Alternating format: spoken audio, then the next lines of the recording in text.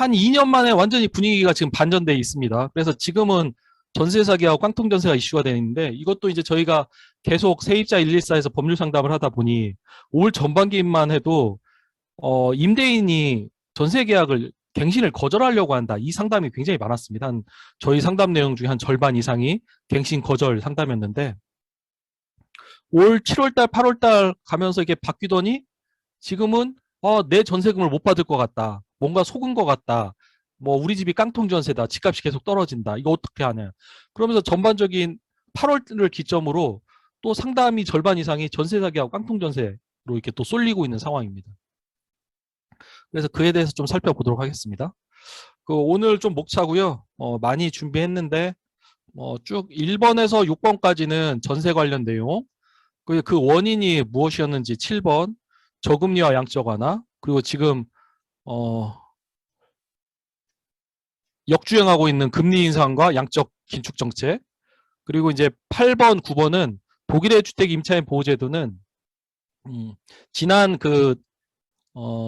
정의당 강연에서 추가된 내용입니다. 거기서 이제 그만큼 2년이 지나서 추가된 내용이고요. 9번도 그 정의당 강연에서 추가된 내용이고, 그다음에 이제 10번, 11번, 12번은 그 뒤에 이제 저희가 세입자 114를 창립하기 위해서 어떤 노력을 했나 약간 이제 홍보성 자료고요. 이거는 지난번에 첫 번째 정의당 강연회에서도 있었던 내용입니다. 원룸 전세 사기 사건인데 원룸이 전세 사기 사건이 가능한 이유가 뭐냐면 원룸은 법률적으로 단독주택이에요. 그러다 보니까 A 원룸, B원룸, C원룸이 있는데 그러니까 A 원룸에 실제는 이제 A 원룸 주택이 한 원룸이 10개씩 있는 거예요. B원룸이 원룸이 10개 있고 C원룸이 원룸이 10개 있고 그러면서 원룸을 10개에서 각 3천만 원씩 전세금을 받는 거죠. 그럼 전세 금액이 한 2억 9,300만 원 되겠죠. 근데 그 원룸은 단독주택이기 때문에 등기부에 보증금이 나오지가 않습니다. 그러다 보니까 그걸 이용해서 집주인이 또 그 원룸 주택을 위해서 대출까지 받는 거예요. 1억 5천. 그래서 원룸 주택의 시장 가격은 4억 원인데 전세 보증금하고 대출금을 합치면 약 4억 4천이 되는. 그래서 이걸 총 18채를 매입한 그런 사례가 2019년에 있었습니다. 그래서 여기 오른쪽 유튜브 주소 눌러보시면 확인하실 수 있고요. 그래서 이거에 대해서 지난번 정의당에서 한번 강연을 했는데 이거에 대한 결과가 나왔습니다. 이 사건에 대한 결과가. 그래서 이제 뭐 조금 더 설명을 드리면 원룸 주택이 단독주택이라는 게 뭐냐면 이제 그 건물 등기부라는 걸 보시면 이렇게 표제부, 갑구, 여기 표제부 보이시죠? 그 다음에 여기 갑구 보이시죠? 갑구. 그 다음에 을구 보이시죠? 그래서 표제부는 그 건물의 법적 성격을 의미해요. 그래서 여기 보면 단독주택이라고 써 있잖아요. 단독주택. 그 다음에 갑구는 소유권에 관한 사항, 을구는 담보권에 관한 사항이 나옵니다. 그러니까 단독주택이다 보니까 각 원룸별 보증금이 안 나와요. 그러면은 각 원룸별 보증금은 원래 어디 나와야 하냐면 이 공인중개사 분들이 작성해주는 중개대상물 확인 설명서에 여기 개업 공인중개사 세부 확인사항 빨간 거 9번 실제 권리관계 또는 공시되지 않은 공개적으로 보여지지 않은 물건의 권리사항 여기에 기재하도록 되어 있습니다. 그래서 이 부분을 공인중개사가 제대로 확인해주지 않아서 세입자가 피해를 입으면 손해배상 책임을 진다라는 판례가 있어요. 그래서 원칙적으로 공인중개사는 다가구 주택 같은 경우는 선순위 보증금이 얼마인지를 확인해 줘야 할 의무가 있습니다. 그래서 원래 이제 이렇게 여기 이 개업 공인중개사 세부 확인 사항을 통해서 다가구 주택이나 원룸 주택 같은 경우는 각 선순위 원룸의 보증금을 알려줘야 하는데 알려주지 않다 보니까 뭐 주택 매매 가격보다 훨씬 더 많은 전세 보증금하고 대출금을 끼게 되는 거죠. 그러다 보니까 마지막 10번째 들어간 사람은 자신의 보증금을 못 받는 경우도 있습니다. 그래서 사고가 터진 거죠. 그래서 이제 좀 전에 보여드린 게 그 익산 원룸 사기였는데 그 집주인이 징역 13년 6월형을 받았다라는 취지였습니다. 그러니까 원래는 제가 그때 추정 60분하고 인터뷰할 때만 해도 18채에 16억인가 됐어요. 18채에 16억인가 됐었는데 훨씬 늘었더라고요. 40억대 원룸촌 사기 사건과 관련해 대법원이 집주인 49세 강모 씨의 상고를 기각해 징역 13년 6개월을 선고한 원심을 확정했습니다. 강 씨는 익산 시내대학가에서 현재도 잠적한 친동생과 함께 전세 세입자 등 피해자 122명으로부터 보증금 46억 원을 빼돌려 은닉한 혐의로 기소됐습니다. 122명에 46억이네요. 제가 정의당하고 그때 강연할 때마다 18채에 16억이었거든요. 그러니까 다 수사를 하고 나니 훨씬 많이 늘어난 거죠. 다가구 주택이나 원룸 주택처럼 법률적으로 단독주택인 경우에는 그 임대인이 정확하게 그 외부에서 그 각 다가구 그 집 그리고 원룸의 보증금을 정확히 알 수 없는 걸 이용을 해가지고 보증금을 굉장히 많이 받습니다. 그리고 또 외부로 등기에 기재가 안 되다 보니까 또 대출금도 받고요. 그래서 깡통 주택이 굉장히 많습니다. 그래서 다가구 주택이나 원룸 주택을 들어갈 때에는 항상 그 집의 선순위 보증금이 얼마나 있는지를 꼭 확인해 보셔야 합니다. 이번 두 번째는 세모녀 전세 사기라고 이제 최근에 좀 이슈가 됐던 건데, 이른바 빌라 오피스텔 전세 사기 사건입니다. 근데 빌라 오피스텔은 법률적으로 공동주택입니다. 그래서 공동주택이라고 하면 아파트처럼 각 호수별로 등기가 다 돼 있어요. 그래서 이제 다가구나 원룸 주택처럼 그런 식으로 이제 전세 사기는 일어나지는 않습니다. 근데 이제 여기는 어떻게 일어나냐면 사실관계를 좀 말씀해 드리면 2017년 4월부터 한 3년 동안 피해자 136명으로부터 임대차 보증금 298억을 받았다는 거예요. 근데 이걸 어떻게 받냐면 중저가형 신축 빌라의 분양대행 업체하고 공모해서 건축주에게 지급할 금액에 리베이트를 더해 분양가를 결정을 했다고 합니다. 이게 무슨 얘기냐면 신축 빌라 같은 경우는 매매가 원활하지가 않아요. 이제 한국에서는 아파트를 선호하다 보니까 신축 빌라를 매매를 선호하진 않고 보통 이제 전세를 살다가 아파트로 이제 이사가는 이제 그런 형태를 많이 취하는데, 한 2, 3억 정도 되는 신축 빌라에 예를 들어 이제 건축주하고는 그렇게 얘기를 한 거죠. 이거 뭐 건축했으니까 뭐 한 2억 원에만 2억 원에만 팔아줘. 라고 건축주는 부탁을 하는 거예요. 그러면 이제 분양 대행업체하고 얘기해서 그러면 이거 우리 2억 2천에 팝시다. 라고 해서 건축주는 2억 원만 주면 되니까 2억 2천에 팔아서 본인들이 나머지 2천을 가져가는 거예요. 그래서 리베이트를 더해서 분양가를 결정해서 2억 2천이 되는 거죠. 근데 이제 2억 2천에 분양가를 결정한들 2억 2천에 분양이 안 되죠. 분양이 안 되니까 어떻게 하냐면 임차 보증금, 전세금을 2억 2천에 내줍니다. 근데 이제 2017년도부터 2020년까지는 대체로 이제 금리가 낮은 상황이었기 때문에 전세가 계속 올라가는 상황이었거든요. 그래서 이제 이 세입자분들이 막 구하다가 또 신축 빌라고 하니까 여긴 좀 안심해도 되겠다라고 해서 2억 2천에 전세 계약을 체결하는 겁니다. 그 다음에 이제 건축주한테는 2억 2천에 체결한 다음에 건축주한테는 2억 원을 주겠죠. 그럼 이제 건축주는 이걸 팔고 나가려고 한 사람이기 때문에 2억 원을 받고 나갑니다. 그 다음에 이제 소유자한테 누구한테 넘겨야 할 거 아니에요. 그래서 이제 이때 당시에 주범이 김 씨라는 어머니였고, 이 김 씨의 두 딸한테 소유 명의를 넘긴 거예요. 근데 이제 두 딸은 아무런 재력이 없죠. 그냥 이제 소유 명의만 떠안은 거죠. 그래서 이게 이런 경우는 이제 무자본 갭투기라고 해가지고 자기 돈이 하나도 안 들어갔잖아요. 이 두 딸한테. 그래서 예를 들어 2억 2천에 전세가 있어서 이거 한 2억 5천이나 3억이 됐으면 이제 무자본 갭투기가 성공을 하는 거죠. 근데 이제 예를 들어 뭐 2020년 이후로 갑자기 또 빌라에 대한 인기가 떨어져서 뭐 사람들이 한두 명씩 또 나간다거나 아니면 2억 2천에서 한 1억 8천으로 시세가 떨어진다거나 이제 이렇게 되면 전세금을 못 돌려주는 문제가 발생을 하는 겁니다. 특히 이런 신축 빌라의 피해자가 136명의 임대차 보증금 298억 원이 되면 한 사람씩 이렇게 공실이 생기면서 빈집이 생기면서 이걸 감당을 못해요. 이게 다가구 주택이나 원룸 주택도 똑같거든요. 그래서 이제 그 세모녀 전세 사기 사건이 이렇게 해서 발생된 것이었다. 그래서 요즘 와서 하는 이 사건 이후로 저희가 좀 상담할 때는 어떤 얘기를 하냐면, 가능하면 신축 빌라가 시장 가격이 형성되지 않은 상태에서 무리하게 전세로는 들어가지 말라고 합니다. 가능하면 들어가고 싶으면 예를 들어 한 2억 전세면 1억 정도 전세하고 보증금하고 월세 40으로 사는 게 지금은 훨씬 안전하다. 저희가 그렇게 말씀드리거든요.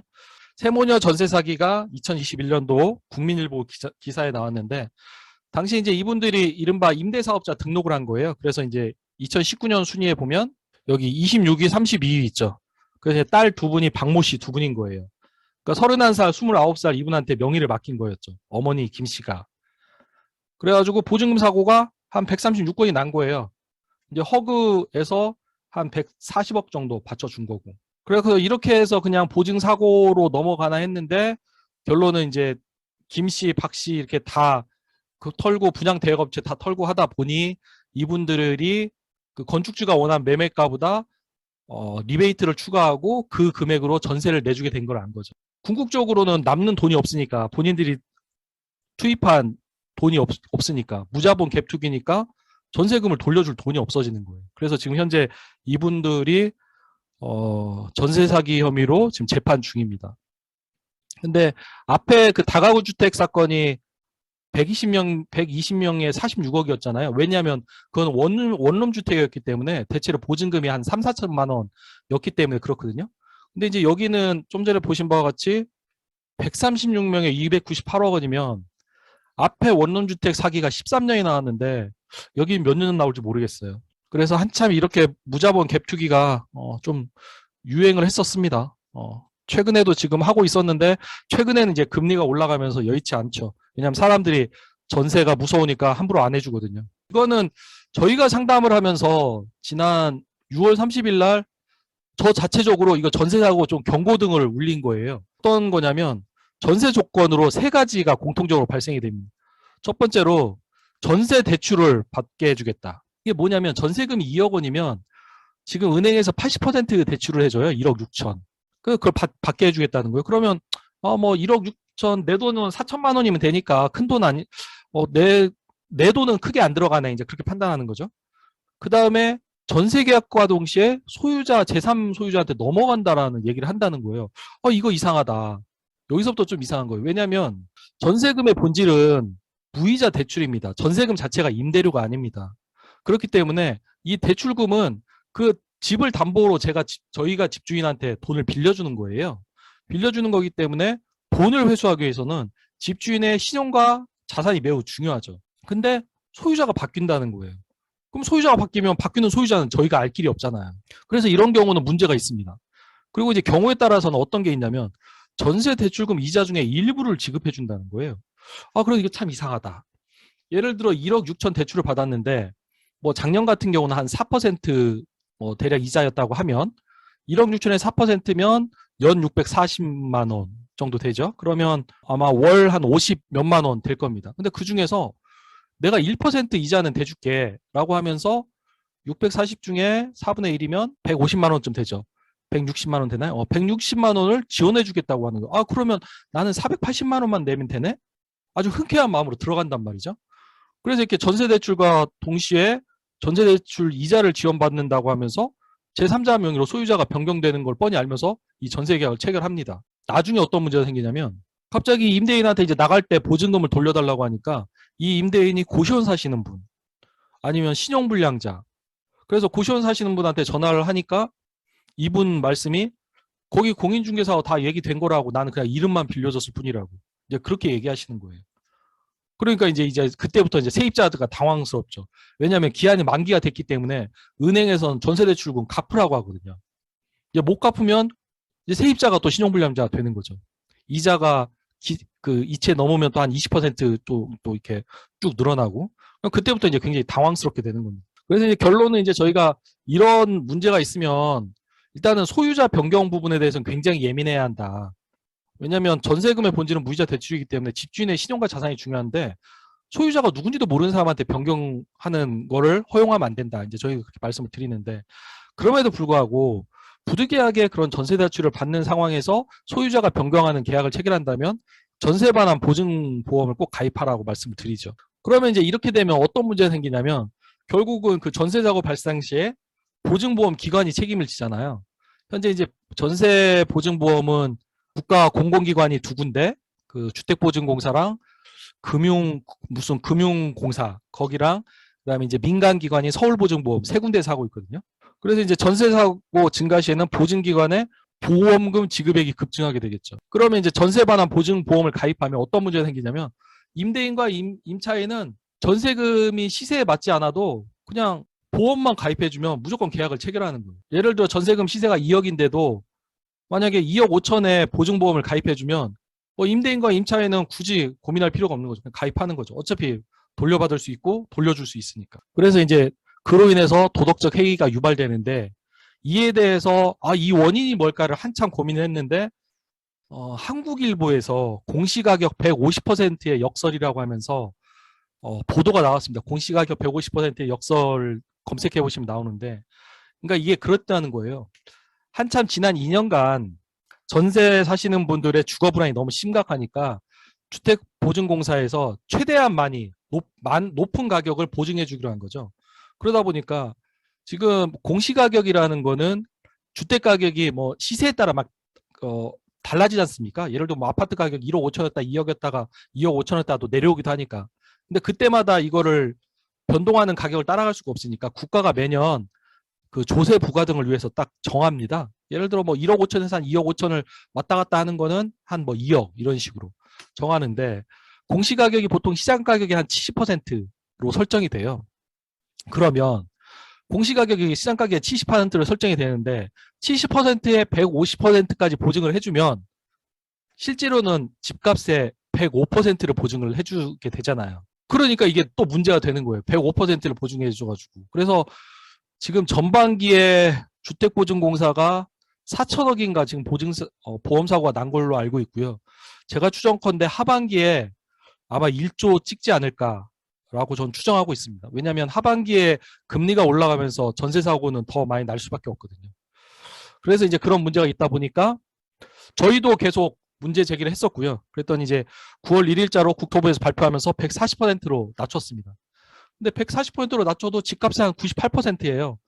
그래도 아무튼 깡통 전세가 있고 그로 인한 도덕적 해이로 인해서 국가가 그 보험 사고를 또 안게 되는 거죠. 국민들 세금으로 메꾸는 거죠. 물론 이제 나중에 경매에서 실제로 한 7, 80%는 회수합니다. 이제 날아가는 건 한 10%, 18%, 그러니까 10%에서 20% 전후인데 아무튼 이제 그런 문제가 있다라는 거 말씀을 드리고요. 그리고 이제 이거는 전세 사기 사건 유형 8월 24일 날 국토부에서 발표한 건데 사례 1번 한번 볼게요. 이게 그 세모녀 전세 사기랑 되게 유사해요. 잘 보이실지 모르겠는데 여기 한번 번호를 따라가겠습니다. 주택유형은 신축빌라, 주택가격, 신고된 주택가격이 없거나 전세보증금을 하회하고 있다. 왜냐하면 신축빌라는 새로 지은 빌라기 때문에 얼마인지를 알 수가 없잖아요. 그래서 임대차 계약을 체결하는데 전세금이 매매대금보다 크거나 같습니다. 아까 말씀드린 대로 건축주는 2억만 달라고 했는데 자기들끼리 분양 대여업체랑 짜고 한 2억 2천을 전세로 부른다거나. 그래서 그 다음에 임대인은 임대인 B한테 넘겨요. 그 세모녀 R 박 씨한테 두 분한테 넘기는 거죠. 그러면서 이 박 씨는 수수료를 받아요. 그 다음에 여기 또 분양 대여업체 또는 공인중개사 분들도 또 수수료를 받고. 그리고 여기 임차인은 주택보증공사에 보증을 가입합니다. 보증을. 그리고 이제 전세사고 발생 시에 결국은 이제 보증공사에서 보증금을 지급하죠. 그 다음에 주택보증공사에서 여기 구상을 하는데 여기 임대인 B는 자력이 없는 거예요. 그러니까 결국 이제 돈을 못 돌려받게 되는 상황이 발생하는 거죠. 이게 전형적인 그 세모녀 전세 사기 사건 전형적인 사례였습니다. 그리고 두 번째 이거는 주택보증공사도 악성 임대인이라는 분의 명단을 정리하고 있습니다. 그러니까 계속 전세금을 돌려주지 않아서 보증사고를 내는 분들한테는 계속 보증을 해줄 이유가 없잖아요. 그래서 이제 이 임대인 A가 악성 임대인으로 이미 주택보증공사에서는 이름이 있는 거죠. 그러니까 본인 명의로는 보증보험에 가입이 안 되니까 임대인 B한테 매매계약을 체결하고 넘기는 거예요. 그 소유권을 실질적으로 넘기든 형식적으로 명의만 빌리든. 그렇게 하면 이제 B는 그 보증 금지 사유가 해소되잖아요. 그 다음에 또 임차인과 임대차 계약 체결하는데 임차인 계약 체결하고 또 임차인들은 보증공사에 또 보증 가입하고. 근데 그 다음에 또 임대인 B는 자력이 없으니까 보증금 반환하지 않고. 그럼 또 보증공사는 그 보증사고 발생했으니까 또 대위 변제하고. 또 이 사람이 이 사람한테 보증공사한테 또 달라고 하는데 이 사람은 또 자력이 없죠. 왜냐하면 거의 사실상 이제 명의만 빌려준 경우가 있으니까. 그러니까 세무녀 전세 사기의 변형판입니다. 그다음 세 번째는 은행에서 이 사람들이 돈을 안 갚으니까 담보대출을 연체를 하니까 경매 실행을 예고를 합니다. 그럼 이게 임대인은 경매 실행이 예고됐으면 세입자한테 임대를 해주지 않아야 할 거 아니에요. 왜냐하면 자기가 당장에 돈을 못 갚아서 집을 팔리게 생겼으니까. 근데 이제 공인중개사 또는 이제 뭐 어떤 뭐 본인하고 뜻이 맞는 사람하고 이제 공모를 해서 이런 연체 사실을 고지하지 않고 이 임차인들 한 30여 명을 모집해서 보증금을 편취하는 거죠. 그러니까 편취라는 게 사기, 속여서 돈을 얻는다는 뜻이거든요. 근데 이제 이분이 아파트 한 동 소유자인 거예요. 예를 들어 30세대 빌라, 30세대 오피스 생각하시면 맞습니다. 근데 이런 사례가 지금 굉장히 많습니다. 지금 방송에서도 많이 나오는데 강서구 화곡동에도 되게 많고요. 저도 계속 지금 상담 중에 있고 인천 미추홀구에 많습니다. 그래서 이제 지금 건물을 통째로 가지고 있는 빌라 또는 오피스텔 건물을 통째로 가지고 있는 사례가 10월 7일 날 KBS 시사 직격에 나오거든요. 근데 이제 시사 직격 방송이 있으니까 제가 인터뷰는 했는데 한번 보십시오. 그때 보면 기가 막힙니다. 이 한 동을 가지고 어떻게 전세금을 또 이렇게 받아내는지 참 기가 막힙니다. 그리고 이제 이거는 이중임대 계약 사건인데 이건 뭐냐면 이제 건물 임대관리업체가 있는데 집주인한테 당신 건물을 내가 관리를 하면서 임대관리까지 다 해줄게 라고 하면서 집주인한테는 대신 보증금 500에 월세 60만 원씩 드릴게요. 이 건물 관리 저한테 맡기세요. 하니까 그러면 뭐 이 정도 건물 관리하시면서 뭐 임대는 내가 신경 안 써도 되니까 월세 60만 원 주면 괜찮겠다 해서 맡깁니다. 임대 관리업체한테. 근데 이제 건물 관리업체는 어떻게 하냐면 세입자로부터 보증금 3,700에 월세 40만 원을 받는 거예요. 그러면 세입자는 월세가 좀 시세보다 저렴하잖아요. 보통 이제 60에 했던 건데 시세보다 저렴하니까 옳다고 나하고 당장 월세 40만 원 하고 보증금 3,700은 어떻게든 받을 거라고 생각하고 들어가는 거죠. 근데 결국 이렇게 되면 여기 40이 여기 60으로 갈 거 아니에요. 그러면 부족한 20만 원은 이 보증금에서 매달 이렇게 조금씩 갈 거고 그러다가 이제 남은 돈을 가지고 이 건물 관리업체가 뭔가 다른 데 투자를 하는 거거든요. 근데 그러다가 이 건물 관리업체가 이제 또 파산을 하게 됩니다. 그 이제 파산을 했어, 여기 건물 관리업체 파산을 했어. 그럼 결국 남는 거는 이제 집주인하고 세입자만 남잖아요. 근데 이 사람과 이 사람은 만난 적이 없어요, 둘이는. 어떻게 해결되겠습니까? 어렵죠.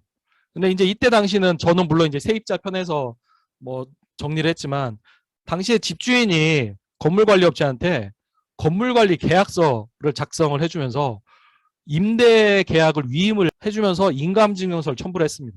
그래서 그런 사례 같은 경우는 관련 판례도 많이 있어요. 그건 집주인이 책임져야 한다고. 인감증명서를 건물관리업체가 위조했으면 그건 이제 세입자가 피해보는 거고 인감증명서가 집주인의 진짜면 이제 집주인이 책임져야 하고 그런 사안이거든요. 그래서 결국은 이 사건은 세입자가 보호를 받은 사건입니다. 이 사건은 강서구 마곡동 오피스텔에서 되게 크게 한번 벌어졌던 사건이었습니다. 그래서 이제 대략 전세와 관련해서 이런 일이 발생을 한다라는 말씀을 드리고요. 이번에는 전세 폭등 사례를 말씀을 드리려고 해요. 지금까지 말씀을 드린 게 전세 사기하고 깡통 전세잖아요. 올 8월 달 금리가 갑자기 오르면서 올 8월 달부터 전에도 말씀드렸지만 이제 저희들 세입자 상담도 전세 사기하고 깡통 전세로 많이 있습니다.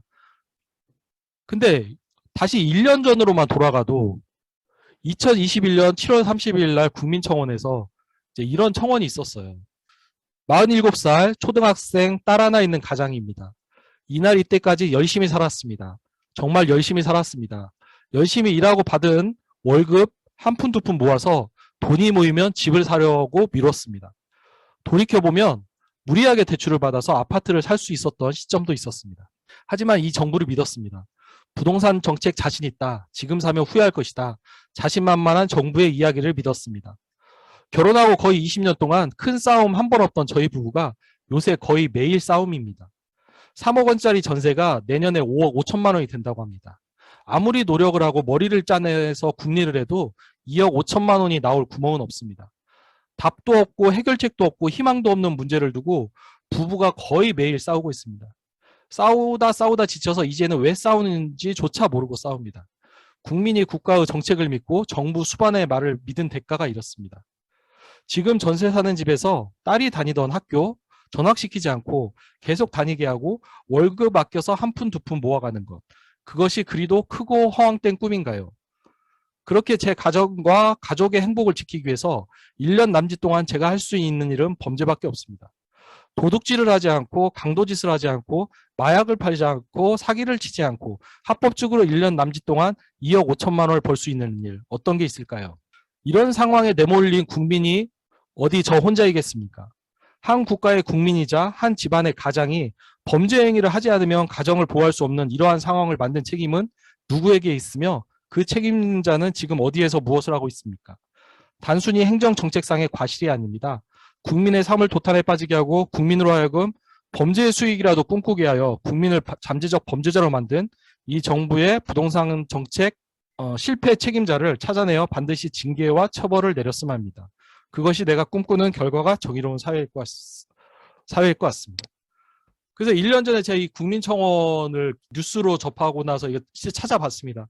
찾아보고 이제 그때 기억을 남기기 위해서 이거를 다 복사해 놨었는데 너무 마음이 아프고 한국 사회의 노동계층에서 노동소득으로 사시는 분들의 심정이 절절하게 느껴지잖아요. 그리고 이제 이 내용 중에 보면 제가 있었던 제가 제 아내랑 굉장히 사이가 좋았는데 막 전세 가격 급등하고 주택 가격 급등하니까 제 아내랑 그 천사 같은 제 아내가 막 저한테 또 막 뭐라고 하는데 그게 너무 느껴지는 거죠. 그래서 이게 아마 진짜 한국 사회에서 정직하게 노동소득으로 사시는 분들의 심정을 담았다라고 생각을 합니다. 근데 이제 당시 저는 이거를 민변 변호사들한테 좀 소개를 하면서 문제는 이 본질이 이게 아니다라고 하면서 당시 말씀을 드렸던 게 있어요. 지금으로부터 딱 1년 전만 들어가도 이렇게 전세 폭등으로 인해서 엄청나게 많은 사람들이 힘들어했던. 근데 그로부터 1년이 지금은 오히려 집값 하락으로 인해서 깡통 전세로 힘들어하는 1년 만에 완전히 다른 세상이 돼 있잖아요. 그럼 그거는 왜 그런지를 우리는 좀 알 필요가 있겠죠. 그래서 이제 지금부터 그 말씀을 드리려고 하는데 사실 이제 한국 사회에서 이 부분을 다 감춰요. 왜냐하면 진보 진영에서는 굳이 전세에 대해서 이렇게 상한율 얘기를 하길 꺼리는 거고 또 저희 보수 진영에서는 굳이 갱신제도를 인정해주지 않으려고 하는 거고 근데 거기에 사이에서 실제로는 노동소득으로 살아가시는 분들 노동계층만 힘든 거죠. 그래서 저는 시민사회에서 전세 문제에 대해서 얘기를 해야 한다라고 생각을 하거든요. 그래서 지금은 전세 문제에 대해서 좀 말씀을 드리도록 하겠습니다. 전세가 폭등했던 이유는 그 2020년 7월 달에 여기 보시면 2020년 7월 달에 우리나라 역사상 최저금리였던 0.5%까지 내려옵니다. 파란색이 한국 기준금리고 미국 같은 경우는 0%로 내려왔죠. 그 2016년도 초반에 다시 이제 금리를 올리기 시작하다가 2.5%까지 올렸다가 다시 코로나 빵 터지면서 2020년 3월에 0%까지 내려옵니다. 그래서 역사적으로 최저금리 되면서 그때부터 이미 전세 가격은 오르기 시작하고 전세 가격이 오르는데 당연히 전세 가격이 받쳐주는데 집값이 오르지 않을 이유는 없는 거죠. 그래서 이때부터는 이미 전세 가격하고 집값 급등이 예상이 됐던 부분이었어요. 그리고 이제 저금리는 좀 전에 보여드렸고 양적 완화 정책이라고 하면 돈을 푸는 거죠. 이 빨간색이 지금 미국의 중앙은행 2008년도 세계 경제 금융위기 때 한 4조 달러를 풀었다고 합니다. 미국 중앙은행에서. 근데 코로나 터지면서 한 8조, 9조까지 풀었다고 해요. 여기가 미국이고요. 그다음에 중간이 유럽입니다. 유럽도 보면 2배는 아니어도 한 1.5배는 푼 걸로 보이죠. 일본은 거의 그대로 풀었던 것 같고요. 그래서 코로나가 터지면서 16조 달러에서 전체 돌아다니는 금액이 한 24조 달러까지 시장에 늘어난 이 돈은 한국에서 환전을 통해서 다시 한국으로 다 들어오게 됩니다. 그러니까 돈이 풀리는 거죠. 양적 완화라는 게. 그러니까 돈이 풀리면 결국 화폐 가치가 떨어지게 됩니다. 화폐 가치가 떨어지면 상대적으로 자산 가치는 올라갈 수밖에 없죠. 왜냐하면 돈 가치가 떨어지니까. 그래서 이제 당시에 전세 가격이 폭등할 수밖에 없었다. 그 얘기 계속 드렸어요. 2020년 7월 달부터 계속 드렸고 그 아까도 보시면 우리 정의당에서 2020년 12월 달에도 그때도 말씀드렸었습니다. 저금리로 인해서 전세 가격은 2배로 오를 수밖에 없다고. 근데 이제 이 부분은 올해부터 이제 달라지는 부분이죠. 이렇게 쭉 낮췄다가 2020년 한국은행은 좀 빨리 올렸습니다. 2021년 8월 달부터 올렸고요. 미국 같은 경우는 올해 3월 달부터 올렸습니다. 그러면서 이제 금리 인상하고 양적 긴축을 한다고 하는 거죠. 그러면서 금리 인상 같은 경우는 지금 금리 인상 같은 경우는 미국 같은 경우는 9월 22일 날 3.25%까지 올렸어요. 근데 역사적으로 0%에서 0.25에서 3.25까지 올리는 경우는 극히 드뭅니다.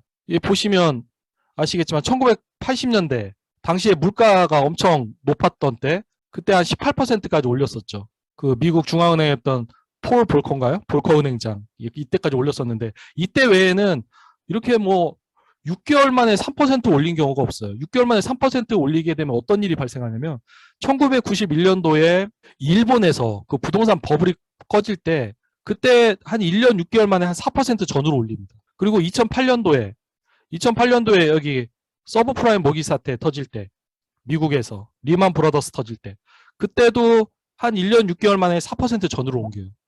그러니까 1991년도 일본에서 버블이 터지고 2008년도에 미국에서 버블이 터질 때 금리 올리는 것보다 훨씬 더 빨리 6개월 만에 3%로 올린 거예요. 그러다 보니까 지금은 오히려 금리가 올라가니까 예전에 정의당에서 했던 얘기대로 4%에서 2%로 오르면 전세 가격이 2배로 오르잖아요. 근데 지금 어떤 상황이냐면 대출 금리가 2%에서 6%로 올라가는 상황이에요. 그럼 전세 가격은 뚝 떨어지겠죠. 그에 따라서 집값도 뚝 떨어지게 됩니다. 현재 지금 그런 상황입니다. 그래서 이제 올 하반기 내년 초까지 아마 주택 시장이 상당히 힘들 거고 전세 갱신 거절 이제 뭐 이런 그 집주인이 전세를 갱신을 거절하는 이런 문제는 이제 더 이상 발생하지 않고 오히려 그냥 살아달라라고 부탁을 하는 상황이 되면서 나중에 집값을 못 돌려받는 그게 이제 2억 원, 3억 원대 이쪽에 주로 있습니다. 이쪽에. 아파트 같은 경우는 시세가 다 형성이 되기 때문에 한 60, 70에서 형성이 돼요. 특히 서울, 경기도는. 근데 이게 빌라 같은 경우는 한 2억, 3억대 되는 쪽에 그쪽이 좀 문제가 있어요. 그게 전세가율이 지금 보니까 한 90% 전후 되더라고요. 그쪽을 좀 봐주시면 정의당에서 좀 봐주시면 좋을 것 같습니다. 그래서 뭐 그런 문제가 있고 이거는 이제 미국의 기준금리 변동 추이인데 지난 100년간의 역사거든요. 지난 100년간의 역사를 보시면 막 금리가 계속 낮은 건 아니다. 그냥 올라갈 때는 확 올라간다. 근데 지금은 우리 미 연준의 파월 그 부분이 인플레이션을 잡겠다고 뭐 연말까지 4% 올린다고 하고 있죠. 4%면 여기죠 지금.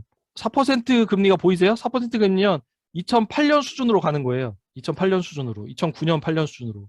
한 15년 전으로 가는 거지 금리가. 그렇기 때문에 지금 전 세계적으로 지구촌 경제가 들썩들썩 하는 거거든요. 오늘도 뉴스 보니까 뭐 영국에서 IMF 구제금융을 신청한 해 만에 지금 그러고 있더라고요. 그래서 이제 그런 문제가 있다. 그러니까 결국 전세라는 거는 본질이 대출이기 때문에 금리의 변동에 따라서 급변동하게 된다. 그래서 한국 사회는 전세 문제에 대해서 고민을 해야 합니다. 그러니까 예를 들어 지금처럼 금리가 올라가면 전세는 내려오기 때문에 한편으로는 나요. 진보 진영에서 생각하시는 전세 가격을 하락시키는 그런 기술로는 쓰일 수 있는데 예를 들어 거꾸로 다시 금리가 낮아지기 시작하면 근데 그때 가서 제도를 고치려고 그러면 그때 이제 집주인들이 안 받아주죠. 왜냐하면 전세 가격 오르고 있으니까. 그래서 좀 전세 가격 하락할 때 한국의 시민사회하고 좀 뭐 우리 정의당하고 좀 민주당하고 이 부분에 대한 좀 고민을 했으면 좋겠는데 이게 또 막상 사고 터지기 전까지는 또 안 하시더라고요. 아무튼 현재 그런 문제가 있다는 것까지 말씀드리겠습니다. 그리고 이제 8번 독일의 주택 임차인 제도는 그 지난 그 정의당 첫 번째 주택임대차보호법 강연 자료 이후에 추가된 내용 좀 보태겠습니다. 여기 첫 번째, 뭐 두 번째, 세 번째 내용은 지난번에 다 말씀드렸고요. 이 네 번째인데 그 당시에 이제 2020년 2월 달에 베를린에서 5년간 임대료 동결했다라고 하면서 너무 대단하지 않냐고 그러면서 그때 당시에 저희가 그 2020년 2월 달에 코로나 막 시작할 때 베를린을 갔다 왔어요. 베를린을 다녀와서 베를린 세입자협회 만나고 왔는데 살기 너무 힘드니까 우리는 동결시켰다라고 하면서 저희가 물어봤죠. 베를린 같은 경우는 한 80%가 세입자라는 거예요. 그래서 이게 가능했는데 2021년 4월 15일 날 독일 연방 헌법재판소에서 유연 결정을 합니다. 그래서 이제 막 보수 언론이 막 임대료 동결이 유연이다 그랬었는데 임대료 동결이 유연이었던 건 아니고요. 임대료 규제에 대한 입법권이 지방정부, 베를린 주에 있는 게 아니고 연방정부의 권한이다. 그러니까 연방 정부의 민법을 통해서 개정을 해야지 니네 베를린 주에서 니네 마음대로 바꾸면 안 돼. 이제 그런 취지에서 결국은 이제 유연 결정이 났습니다. 그러니까 이제 그 베를린 세입자분들이 뭘 하냐면 부동산 몰수 시위를 한 거예요. 당시에 이제 민간 임대주택 기업이었던 보노비아하고 도이체보넨이라는 회사가 있었는데 여기를 부동산 주택 임대 기업이 가지고 있는 임대주택을 몰수하라고. 민간 임대주택을. 그러니까 민간 임대주택을 공공임대주택으로 몰수하라고 시위를 한 거예요. 베를린 시민들이. 왜냐하면 동결법이 유연결정 나니까 다시 소급해서 더 많은 임대료를 줘야 하는 상황이 되니까. 이래 놓으니까 이제 이 주택 임대 기업이 보노비아하고 도이체보넨, 독일인의 집, 이분들이 긴장을 해갖고 이제 합병을 하기로 합니다. 합병을 하기로 하면서 당시 이제 베를린 시청에서 미하엘 뮬러 시장하고 함께 진행을 하면서 주거를 위한 미래사회 협약을 체결합니다. 그 내용을 보시면 향후 3년간 임대료를 1% 인상하겠다. 그 다음에 베를린의 주택도 신축하겠다. 1만 3천여 채. 그리고 베를린의 주택 2만 채를 매매하겠다. 민간 임대 사업자가 주택을 공공임대주택으로 팔겠다라는 이렇게 하는 거예요. 임대료도 1%만 인상하고 동결은 아니고 1%만 인상하겠다. 그러니까 그만큼 베를린 시민들이 단체로 시위를 하게 되니까 민간 주택 임대 기업이 이렇게 긴장을 해서 이런 협약을 체결하게 되는 거죠. 그래서 이제 저는 그렇게 뭐 몰수 시위한 다음에 그렇게 끝나나 보다 그렇게 생각을 했거든요. 그런데 갑자기 또 베를린 세입자 그쪽에서 주민 투표를 붙이겠다는 거예요. 그 민간 주택 임대 기업에 대한 몰수 주민 투표를. 그러면은 당연히 한국에서는 주민 투표가 부결될 걸로 예상을 하잖아요. 어떻게 사기업체의 재산을 몰수를 해? 국가가 아니 그 주가 예를 들어 뭐 서울시가 민간 임대기업 부영의 임대주택을 몰수했다고 생각을 해보세요. 한국에서는 상상할 수 없는 건데 거기는 하더라고요. 그래서 저는 당연히 부결될 줄 알았는데 찬성표가 과반수를 넘었습니다. 56.4%. 와, 대단했죠. 그래서 이제 당시에 이제 운동을 했던 게 도이체보넨 몰수 운동이었고, 뭐 도이체보넨하고 보노비아는 베를린에 보유한 임대주택이 전체 물량의 15%, 24만 채. 200만 채 중에 15% 정도 되겠네요. 200만 채 중에 15%에서 24만 채를 가지고 있었던 거죠. 그러니까 이분들이 너무 임대료를 높게 부르니까 베를린시 세입자들이 단결해가지고 이제 몰수 주민투표도 하는데 56% 찬성을 하는. 그래서 저희가 궁금해가지고 그때 당시에 우리 정의당에서도 아마 공동 주최했던 것 같은데 뭐 11월 진보포럼이라는 곳에서 당시 활동가, 베를린의 활동가 볼칸 세이만이라는 분하고 좌담회를 했는데 결론은 뭐냐면 독일 기본법에는 토지 및 생산수단에 대해서 공유재산으로 전환할 수 있는 법적 규정이 있는 거예요. 근데 한국에는 없습니다. 그런 거는. 물론 이제 공공 필요에 의해서 공용 수용하는 규정은 있는데 한국 헌법과 독일 법원법은 좀 많이 다르죠. 이거는 이제 민간 재산을 이렇게 돌릴 수 있다는 거고 이거는 뭔가 공익 사업이 인정이 돼야 하는 거거든요. 근데 이제 민간 임대주택 기업을 몰수하는 걸 공익 사업으로 본다라는 내용은 토지 수용법에 없거든요. 우리나라에는. 그래서 이제 어려웠는데 들어보니까 시민 73%가 찬성해서 참여해서 56%가 찬성했다더라. 물론 이제 법적 구속력은 없는데 당시에 이제 그 독일 총선하고 같이 이루어졌는데 엄청난 압박을 느끼는 거죠. 정치인들은. 그래서 와 이게 세입자가 단결하면 또 이렇게 민간 임대주택 기업조차 압박을 할 수 있구나. 그러니까 한국식으로 얘기하면 한국 세입자 124의 회원들이 단결해서 부영이라는 임대 기업을 떨게 만든 거죠. 저는 정말 이게 충격적이었습니다. 작년에. 그 다음에 더 충격적인 거. 그래서 이제 제가 여기 도이체보넨과 보노비아의 주식을 한번 봤어요. 그 독일 주식인데 여기 보시면 여기 뚝 떨어지는 데 있잖아요. 뚝 떨어지는데 이 무렵이 보면 2021년 9월 달하고 딱 매칭이 됩니다. 와. 그래서 제가 놀랬던 건 뭐냐면 제가 이분한테 이 볼칸 세이만한테 질문했던 게 전 세계 지구촌에서 금융자본가가 너무나 많은 힘을 갖고 있는 것 같다. 베를린은 어떠냐 했더니 베를린도 그렇다는 거예요. 베를린도 이 도이체보넨이나 보노비아 같은데 이 다국적 금융 투자 기업이 들어와 있다는 거죠. 그래서 제 기억은 당시에 블랙록을 언급했던 것 같은데 그래서 결국은 베를린 시민들이 블랙록이라는 다국적 투자기업, 금융투자기업에 투자를 하고 그 사람들이 민간 임대주택에 투자를 하고 민간 임대주택 기업은 또 베를린 세입자로부터 높은 임대료를 받는 구조라서 고민이 많다. 그 얘기를 했는데 그 몰수 투표를 딱 과반수 넘긴 다음에 딱 그 주식 가격이 뚝 떨어진 거야. 뚝뚝 정말 뚝. 야, 이 세입자 운동을 제대로 하면 기업의 주식도 떨어뜨리는구나. 그러니까 수익률을 떨어뜨린 거죠. 아까 5월 달에 보시면 임대료를 1%로 제한하잖아요. 주택 임대 기업은 임대료로 먹고 사는데 1% 제한하니까 수익률이 아무래도 떨어질 수밖에 없는 거죠. 그래서 또 세입자 운동을 또 제대로 하면 또 이런 일도 있더라. 자본주의 시대에 이런 주식회사의 주가도 떨어뜨리더라라는 소개를 해드린 거고요. 그리고 이제 실거주를 위한 갱신 거절 판례는 뭐냐면 앞에 그 정의당 주택임대차 보호법 한번 들어보시면 원래 2020년 7월 31일 날 주택임대차 보호법이 개정되면서 계약 갱신 제도가 도입이 되는데 이 입법 취지는 뭐냐면 정당한 사유가 없는 한 원칙적으로 임대 계약 기간을 4년을 보장하겠다는 거예요. 2년에서 4년을 보장하겠다는 겁니다. 원칙적으로. 다만 예외적으로 임대인의 불가피한 사정이 있으면 예외적으로 갱신 거절을 인정을 해주는 거죠. 그래서 갱신 거절 사유가 한 9가지 쭉 있는데 그중에서 다른 거는 특별히 문제가 안 돼요. 근데 임대인들이 실거주하겠다. 이런 이유로 그러니까 본인들이 들어와 살겠다는 거죠. 아니면 본인의 가족들이.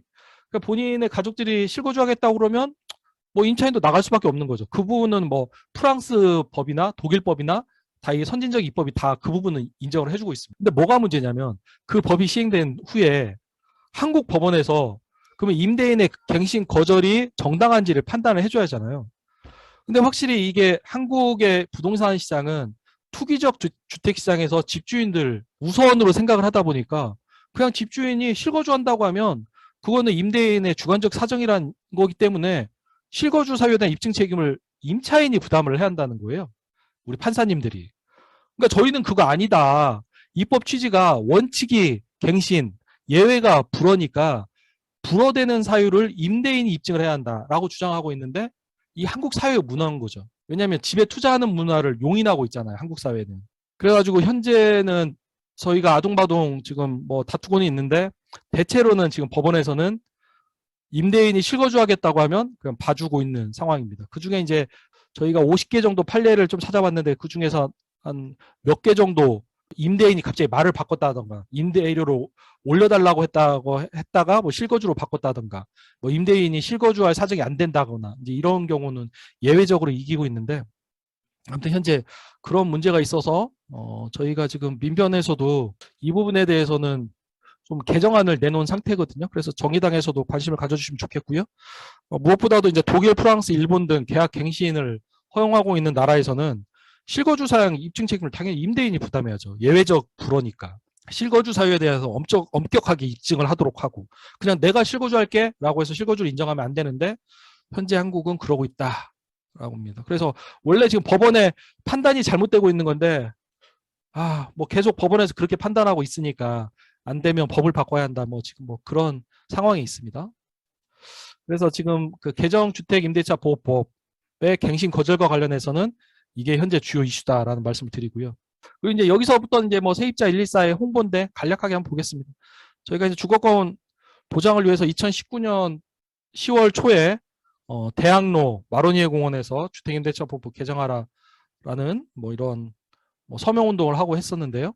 그 2020년 3월, 2월 말에는 베를린 세입자협회 앞에서 갔다 온 거고요. 정의당도 다녀오셨더라고요. 그 뒤에 이제 임대차 3법이라는 게 도입이 됐죠.